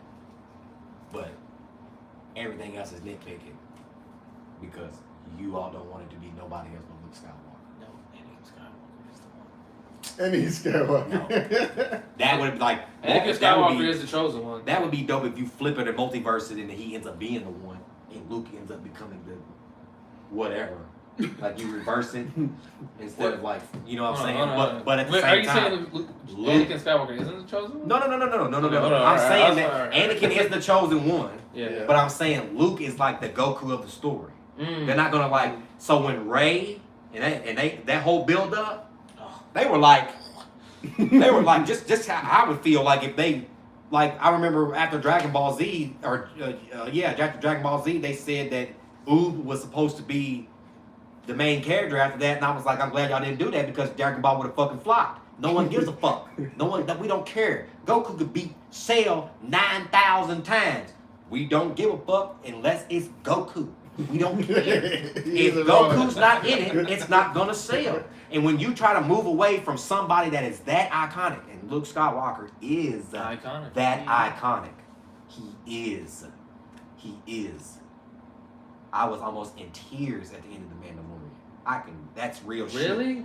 Yes. Yeah, man. That's real shit. I like that shit. That's real shit, bro. He is that iconic. Like, that big. Dude, I had chills going up on I'm I was almost in shock. tears seeing the press tours for Kenobi. Oh yeah. Seeing Hayden and seeing Ewan McGregor together again. I'm glad that we and Savannah are watching the first 3 movies, but we're gonna watch Clone Wars and Rebels off to the side because we can't react to it on the channel. That's shit too long. It's like 7 seasons. But hey, let me be on one of those reactions to Clone Wars something. If we do one, we'll probably do one of the 3 movies. We doing episode 2 next. We got episode 2 next and 3, and I'm trying to get her to understand. And then I have people like, bro, you gotta watch the theatrical version because if you don't, I was like, bro, I don't give a fuck that I don't give a fuck that the characters are already made in this original trilogy, so I go back and watch how they were built. Fuck off. I don't give. That don't make me. They don't get me hard off like y'all do. You know what gets like her understanding the story and understanding the build up. Her understanding that this little kid that she is in love with right now. She's in love with Annie? Anakin? Of course she is. Really? She's in love with this kid right now. She's in love with this cute little kid. My Wait. midichlorian count is over fucking Yoda right now. She's like, oh my God, I love this kid until does she know she don't realize that he's Darth Vader? She's guessing it. Oh. But she doesn't when you know how it is. You gotta see the story to feel it. Yeah. Mm-hmm. And then what's the name them adds to it? Solo and Rogue One. Yeah. Which one is he in? Solo or Rogue? Darth Vader? Yeah. He's in Rogue One. In Rogue One, it just amplifies who this character is. You know what I'm saying? I mean, all the Star Wars movies, it's about Anakin. Mm-hmm. It's about Darth Vader. Darth Vader. That's why I really dislike the sequel trilogies, is because they kind of like downplay that. Yeah, and there was also they cut scenes because Anakin was supposed to be in the Rise of Skywalker, but the directors just kept fucking up. No, I like the last trilogy because I like Rey. You do. She has like no character arcs. But I like her because the way that I felt that they were going with it, like once I watched the ending and her last name was Skywalker, I understood where they were going with that. But I also understand why that's salt on wounds. But I like her. I like her as a character. I like her as a Jedi. I don't. Why? Like, I'm not saying you can't like her. I'm wondering. Because she gave me the same, like they redid Luke's story, which is why people were pissed. They didn't redo Luke's story, no. Why didn't they redo Luke's story? Because she was powerful right off the bat. Yeah. She was someone who didn't pick up a lightsaber. But then when she picked it up, they had 3 movies. She beat Kylo Ren. But I'm saying she had. Okay, well, first of all, I think that's what they were more so playing off of, which is why I enjoyed it. The reason why I enjoyed it is because she had this hidden potential. She had this we don't know. And when I'm looking at it from that angle, I'm having the same questions that you are. Mm-hmm. What about Luke? What about other Jedis? What about Qui-Gon? What about these other people that talk about the Force and the training, the things even that Luke discussed with Grogu in Mandalorian, choosing the side, understanding basically the religion of what side you pick, and understanding how deep it really goes. I think that question mark about her is what made me attracted to that situation with her. I don't like a lot of things around this situation, like the weird love story between her and Kylo Ren. I think that shit is really weird, but I like Rey as a character. I don't necessarily like the story around her, but I like her as a character. Like, so you're all right with her being called like Skywalker? Yeah, I thought that was dope because she, in a sense, had the same potential, but she wasn't Anakin. Like they made a sense to be like, Anakin, bro, Yoda's Yoda. You 5 years old and you got more midichlorian than he does. Yeah. And it does come off shady when Rey is automatically having all these things. I feel it, but what I'm saying is that the mysteriousness of it reminds me of like when I'm watching this and I'm like, who is this kid? Yeah. And then you like, it's almost like Broly. When you talk about Broly and he's an infant and his power level is 10,000 and Goku is an infant, he's just 3. You're wondering like, who is, that, and then you hear stories, legendary Super Saiyan stories, and you're like, oh shit, I don't think that, you should have made a second sequel and her becoming this super Jedi god, but I think where they left it was perfectly fine. You didn't go too deep. The mystery was good enough. The best part about it is Luke's shadow fight with Kylo, just to let him know that, nigga, I am still the motherfucker. But I died. But I loved it. But that's like, if anything they got right, that's it. They got that last fight. Wait, but what do you think about in the beginning of Last Jedi? Not the beginning, but like when you see Luke Skywalker and he screws up. Oh yeah, you just. I mean, I feel it. You felt that? Bruh, he been through hell. You first of all, you gotta look at, he's old as fuck. He got away from everybody. He went through hell. He lost the arm. He trained with, he did everything, bruh. He was right. Come on. Yeah, He did not. There's no way in hell we go back to find Luke and he's in his prime and he's all good and dandy. I'm not saying it was being his But prime, they but still gave him his moment. we waited like 3 years, Yeah, and then like he just 3 goes years. like, throws right over his shoulder like you don't That's matter. like a middle finger to your Bruh, face. It's just a but middle finger. no, bro. It's like, bro, I don't want to do this shit. I'm too old. You know what I'm saying? Like the dark and the Force. We've heard this story so many times from Qui-Gon to Yoda, from Mace Windu, Palpatine's crazy ass. Bruh, like back and forth, like the good and the bad, the light and the dark, the Force and the Sith. Someone needs to talk about being balanced. And That's it's my like, thing. but I think maybe Rey could have been the balance. And She could have been the middle. And that is okay. Plus, she had a yellow lightsaber, which live action wise, we've only seen in the the Clone Wars or the Rebel Wars? We've seen it in Clone Wars. Clone Wars. We haven't seen a live action we yellow. haven't seen it in Old Republic. Yeah, see what I'm saying? Old No Republic live games. action. That was the first time that, and I wanted a yellow one. I thought the Darksaber was dope. Because the story behind it, I think it's genius. And then, of course, I was just a blue lightsaber guy, you know. That's just how it's always. So the question is, will Doctor Strange get a lightsaber? Yes. Yes. If Ryan Reynolds can We get a just went off shield, on it. if Ryan Reynolds can get a shield in another movie, because he he's just did. over here just waiting for us to get over. If what's the name? I want to see how long it was gonna go on for. Then I was gonna throw that in. Hey, hold on. Let me tell you something. Yesterday, you know, talking about that little cookout I had. Yeah. All of a sudden, we just got to a whole Star Wars conversation. My whole family was talking about it. I was like, I told him the whole story lesson. He was going into detail I was going about into Star Wars, bro. detail. Oh, bro. you Like- can't do And then I was like, all right, you know what? Let me show you. And I put on the movies, and then I was like, this is when Anakin betrayed the Jedi, blah, blah, blah. He killed kids. He killed women, blah, blah, blah. And they was like, that's horrible. Yeah, bro. I was like, but it's not Anakin, it's Darth Vader. Two different people from a certain point of view. So, yeah, that's like pulling out the projector at a family reunion, showing all the videos and shit. Nah, man. Hey, you know what's funny too? Do you remember Alex from work?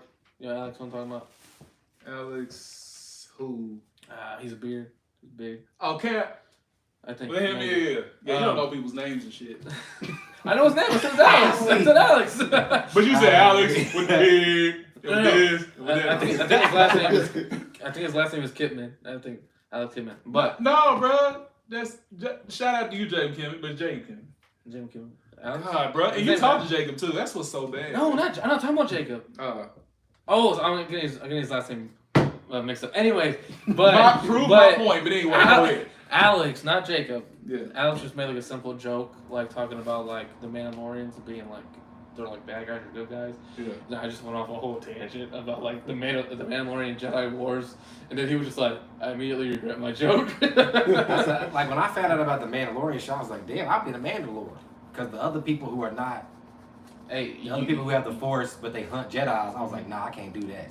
you get a lot of exposition and like details and like knowledge in the Clone Wars, so they go into the Mandalorians as well. Oh, okay. But yeah, back to Doctor Strange. We back. We back after like 30 minutes.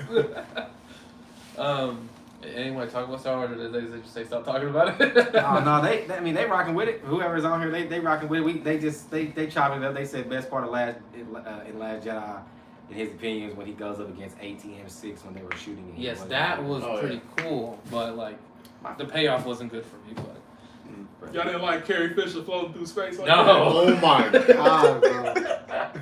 Oh my god. Like Superman just. Oh my god. I was like, put your hand down, girl. yeah. Nah, but I was on. No, people like lost their shit about that. I was And you were like, just like, you don't care. I was just like, hey, God. it's just Oh, man. sequel trilogy doing sequel trilogy shit. They gotta be a little extra with it. But see, I'm not as big of a Star Wars fan as you guys. I like the Star Wars films, you know. Just The, like the cinematic stuff. you're just pretty casual about it. Yeah, I'm pretty casual about it. Yeah. Man, we just got back to Star Wars. Well, all I know is that I think people are really, really, really underestimating. I think you know how good it's gonna be, but I think people are really underestimating what we want. Oh yeah. Really? They're putting it next to like Mandalorian and then Boba Fett. I'm like, nah, It bro, could like, be this better. is the real deal here. What you think about Boba Fett? When it was all said and done, I thought it was fine because I understood the context. Yeah. Mainly, it really just did like world building to my. Yeah, that's what I was gonna say. That's all like, it really was. It was like just to kind of give some space in between the timeline, but also giving. It was us, still pretty mid though. But. Some people call it Mandalorian Part 2. Yeah, I was gonna say. No, really Mandalorian was, season bro. 3. No, bro, it's like when it hit episode 5, you forgot about Boba Fett. I've always liked. You Boba remember in Fett. episode 6 when Boba Fett had a cameo? Yeah, in his own show. Yeah. I think that Boba Fett.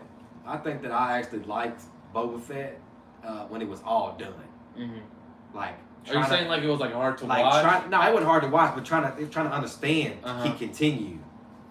You know what I'm saying? Because I will say, like stay tuned till next week. That was like the hardest part because I was just like, bruh. I don't want to see that. it's like these first four episodes, they alright. What's Cad Bane? But like, Cad Bane. Okay. They always like whoever's doing these Star Wars movies. They always giving us the right cameo for him. See, it's Jon Favreau and Dave Filoni know what the fuck they doing, bro. And Dave Filoni is the one who did Clone Wars and Star Wars Rebel. That's what that shit's hella good. The Cad Bane, the Luke Skywalker.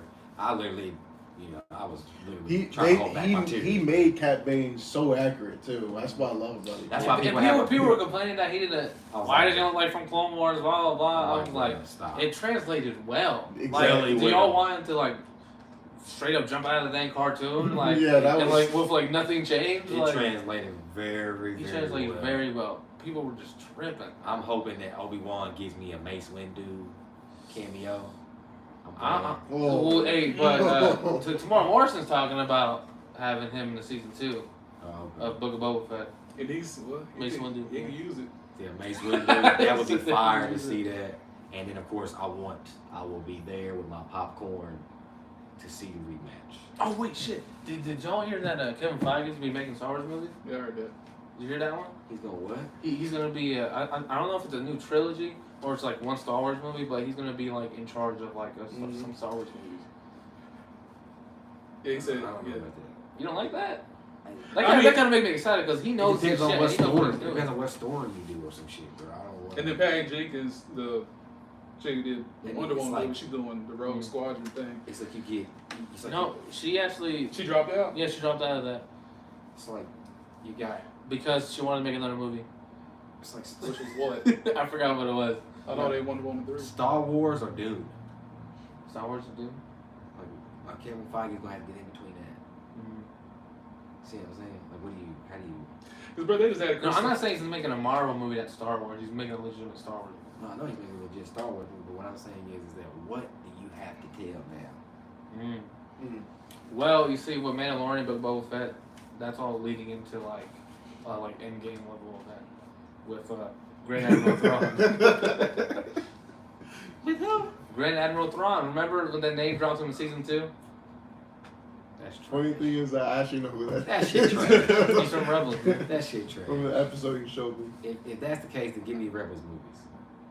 You've already That is it. You've already live live action Ahsoka. I don't. The live action Ahsoka is good. Like you've already doing that, so why not just give me? You definitely need to watch Rebels if you're gonna watch Ahsoka. Give me the best.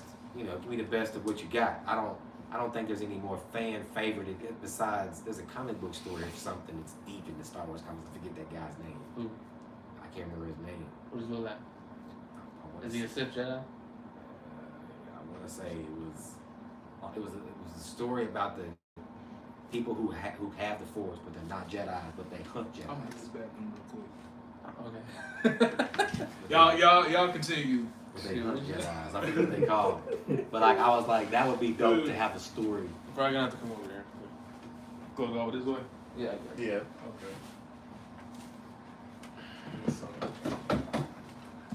Okay, but Y'all just carry what on. do you think about the fight with Kylo Ren and Luke Skywalker though? Don't be too long, Dizzie. We gotta talk about Doctor Strange, man. I thought it was fine. Like the thing that I liked about it was I thought that Luke was there, and I thought that it was serious because I understood who Kylo was, and I thought that Luke was. I knew who Luke was. I knew he still had it. I knew there was a badass moment coming. I just didn't know when. And so when he was fighting, when he was dueling against Kylo, and Kylo was going ape shit because he was so tired of it. Show them with everything I got. He was just nothing was happening. Then he gets down and he goes and he's like, he's not even acting like a Jedi. He ain't acting like a kid. He's acting like a kid with a lightsaber. He's like lightsaber's dragging. He's like pulling it. And he's like got his thing off and he's like looking at it. And I'm like, damn, like. Dude, and then Luke is so calm. You know what I'm saying? And then finally he goes at Luke and he slides right through him. And I was like, and then he zooms back where Luke is like meditating this. And I was like, I just wanted to get up and scream. Like I wanted to literally get up and scream and just say like, this is the guy that I know and have known my whole life. Mm-hmm. This is the feeling that he gives me every time I think of the word Luke Skywalker. Same like when I think of Goku, I imagine the first time I felt when I saw him turn Super Saiyan. Oh my God. Like those moments hit me like a train. So when I think about people like that, where I just be like, I understand where people come from, bro. Because Luke is like, he's Goku level. He's like Harry Potter. He's like, you know, he's like Michael Myers of the horror. You know, he is the guy. He's a face. So it's like, you know, you can't really fuck with the face. And then when they just showed him just at a high level, just stunting or just flexing, I was like, damn. And they did it in a way where he not gonna have no huge lightsaber battle because he's old now.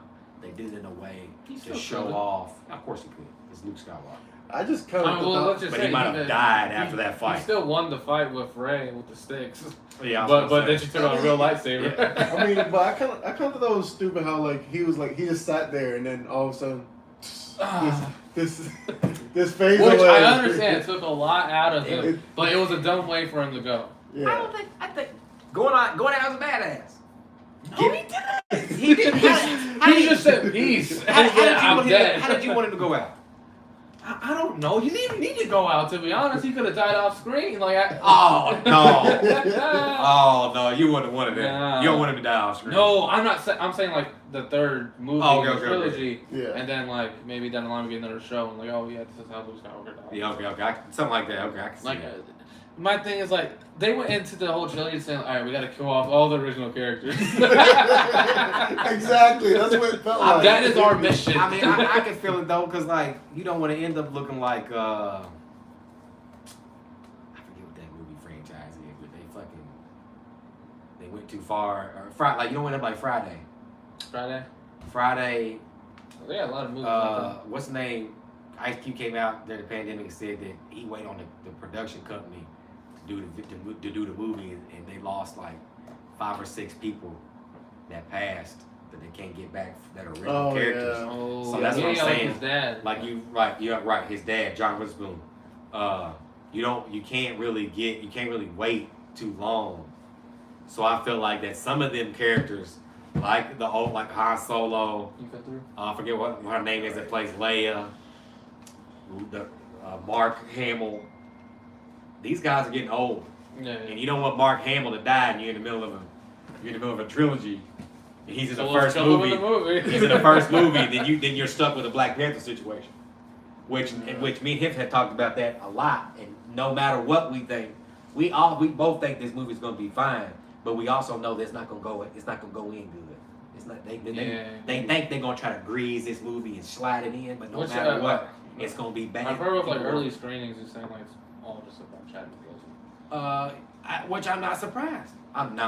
Which is why that's where I'm not saying it's a bad thing either. That's where they need to go. You know what I'm saying? That's the only choice. You know what I'm saying? If they're gonna provide some sort of closure, I just always said, I hope they don't kill them off, because that kind of closes out all possibilities of T'Challa. Period.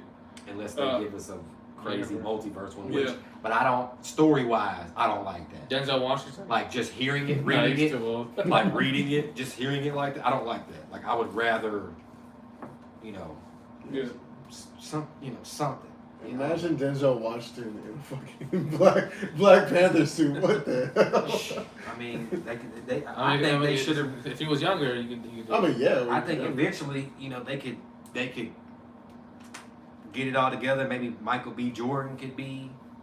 Yeah, well, I'm thinking like they should just like either like bring another universe where That's what Michael B. Jordan is like T'Challa.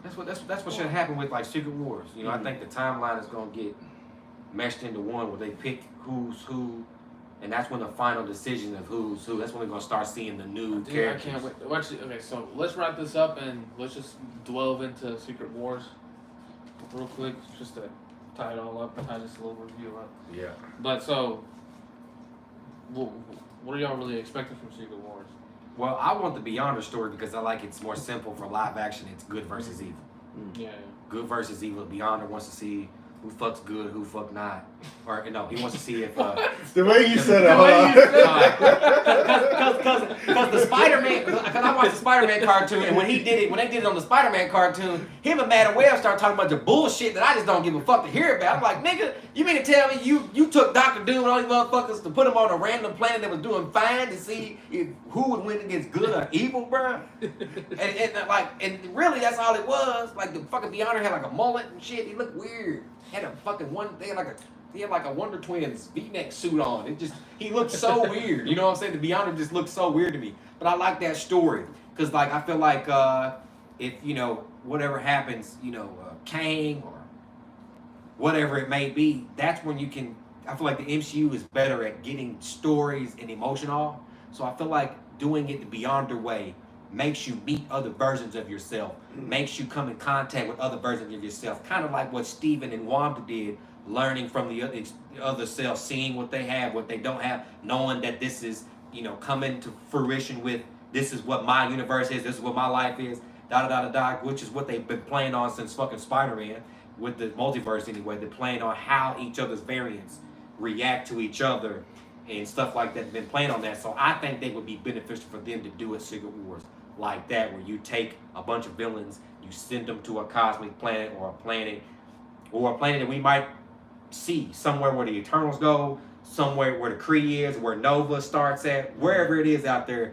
They take evil to a planet, and then you get the best of the best, or you find whoever you want it to be, which it can end up being Tom Holland Spider-Man. What if it ended up being the Spider-Man Secret Wars, and then you get the Fantastic Four, and you get some of the X-Men, and you get, whoever it is, you know what I'm saying? And then you do it like that, you know what I'm saying? And then you can do, what do you call it?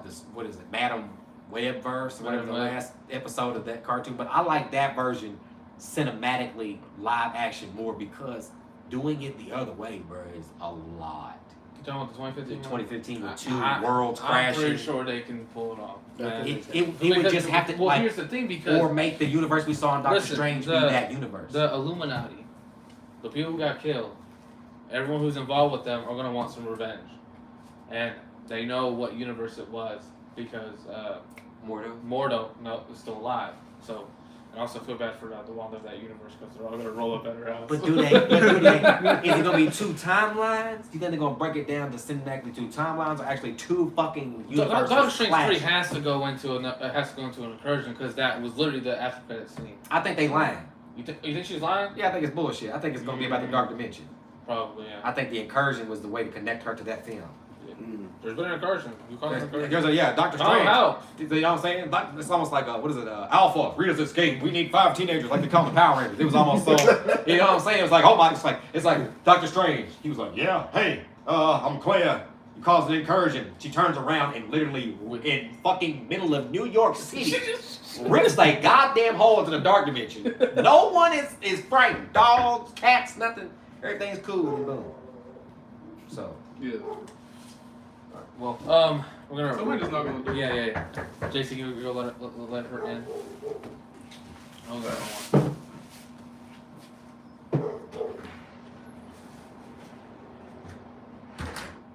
right. So, we talked too much about Star Wars here at time, but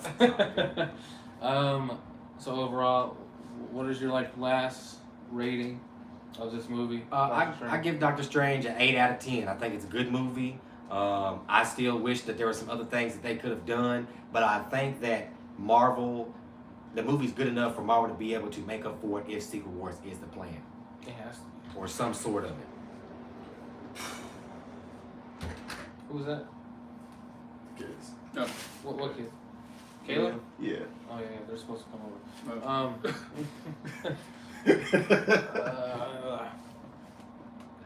I already said it. I said at the beginning, I love the movie. 8 out of 10. It got mainly focused on Wanda. Doctor Strange and Wanda, of course, and I like that it was more. Well, at first going into it, I put down all expectations, and it didn't turn out to be what I expected it to be. But what I got, I was satisfied with it. So I still plan on watching it again and again. Mm-hmm. You know what I'm saying? So yeah, that's how I feel. JC, what's your final rating? At first, when I first watched it, I gave it a 7. But right now, like thinking about it and seeing like a lot of the theories and like and people talking about it, I give it an 8. I'm starting to appreciate it more. Yeah. Because the reason why I first gave it a 7 is just that I feel like the Illuminati could have been educated a little bit better. Educated? Executed. Executed. Yeah. That was an educated. Well, they could have been educated. They definitely could have been educated. About Wanda. And besides that, I mean, it's a really good film. I mean, it's what Marvel, it's what the MCU needed, whether people realize that now or not. I think later on down the line, people will look back at it and say, yeah, because I think you need something like that every now and then, because that's why Spider-Man was so important. Like if you include Spider-Man in anywhere, I mean, you know what I'm saying, Spider-Man, he's always he's gonna come in there and you know what I'm saying, just do what he does, just take shit over. But it's like, people were trying to figure out where Phase 4 was gonna go, especially after the worldwide phenomenon that was and still is Avengers: Infinity War and Endgame. You needed something to kind of shock people again, or to get people talking again, or at least people be divisive on something again. You know what I'm saying? Because even though the reviews for this movie are divisive and not everybody loves it, it has people talking. Because if it was just standard MCU film, it would just be like, okay, well, that was good, on to the next one. You know what I'm saying? I'm glad that there's this much controversy about it and that there is this much division on it, because, it sparks conversations. It gets people talking or whatever about where things could possibly go and all that. My thing is, I don't think a lot of people expect to see like this much gore in this movie. I think people were a little bit shocked or surprised of seeing like people just get slaughtered like that. So that's what made me like this film even more. Yeah, like, you weren't expecting it. Yeah, like that's something I wasn't expecting at all. And so when I was watching this, yeah, it's very risky. Definitely lose a lot of Wanda fans, but especially the kids. I feel like the kids are gonna be, if any, PG-13. The parents went in blind; they didn't even know. Yeah, I like Wanda anymore. The kids got traumatized. That's what I'm saying. If y'all want to do Wanda right, then y'all really go there with it. If y'all gonna do Wanda, then do it. You know what I'm saying? Go bad with it, and that's exactly what she did. Like I said, that just makes her a more complex and tragic character. You know what I'm saying? Like I said, she's not a regular Avenger. She's not that. And I think in the past they made that very clear. She's not even an X-Men either. She's just there when they need her. She's a witch. You know what I'm saying? She has darkness in her, and she has the ability to flush that out. You know what I'm saying? And she's on the line. You know what I'm saying? She's like Catwoman to an extent. You know what I'm saying? Like, it's mostly about her trying to fulfill whatever it is that she needs to fulfill within herself. Sometimes she don't even think about the consequences or whatever. But but she can be but she can be redeemed. Can she? She can. It just depends on how they write it. All right, but my final rating is 8.5. Could have been a 9 if we got a little bit more, like more footage. Not that 2 hour runtime was a little fishy when we all first saw it, but I still think the film delivered, And nerds are not wrong about these things, folks. Because when I raised the issue about that, you know, some people are like, "Oh man, it's gonna be fine." I'm like, for what they're trying to do, we will see. Yeah. Definitely excited for what's coming forward. The Secret Wars and the later episodes on our podcast. Me and Jason will be covering the Secret Wars, 2015 Secret Wars comic book series, and the Avengers vs. X-Men comic book series. Ooh, that's gonna be good, boy. That's gonna be really good. And if y'all want to get in on that, y'all can. I'm down. Yeah, Let's do it. Let's do it. Thank you. Shout out for the Marvel Unlimited app as well, because that's what I'm going to be using to get into that. But thank y'all for watching. Thank you for watching Fireworks YouTube channel. No. Thanks for having me. I want to do more stuff like this.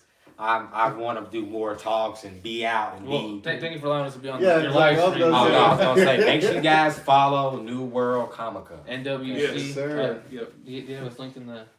I will. I had to change the live stream because my thing was acting weird and I had to fix it because it was my first time live streaming from my phone. Normally I do it through like OBS and I set it up like that. Yeah, that's the best way. So doing it through my phone. You could have told me. We could have used my laptop, but doing it through my phone, it wasn't that bad. Once I got it figured out, like it wasn't that bad. So because I had Savannah look at it, she's the one who messaged me and was like, "Yeah, your video's blurry, bro." And I was like, "Damn."